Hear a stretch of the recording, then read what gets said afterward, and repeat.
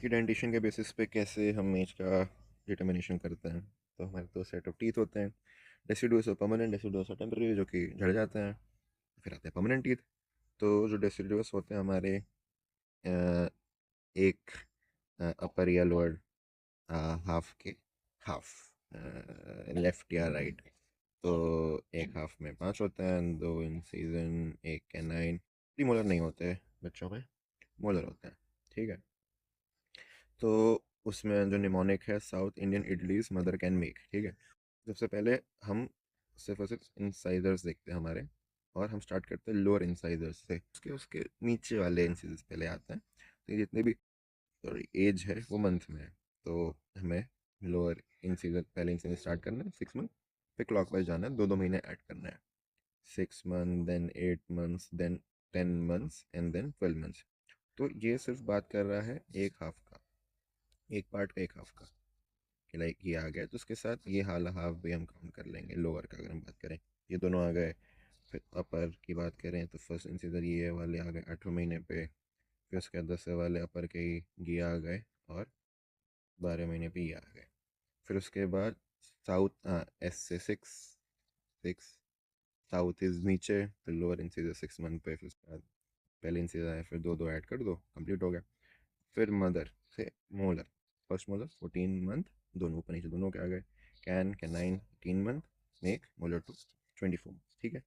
इसके बाद आ गए हमारे परमानेंटली, जो कि टोटल 32 होते हैं। एक पार्ट अपर या लोअर में, हाफ में 2, 1, 2, 3।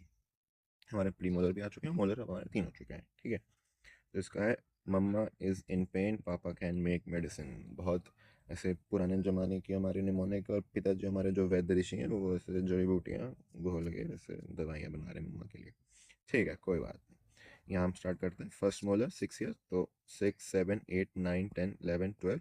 और फिर जो हमारा लास्ट वाला मोलर है वो 18 मंथ। ठीक है, डन। इसमें क्या कुछ देखने वाला है? कुछ नहीं देखने वाला है। चलो हम इसको अब भर देते हैं लाइन से।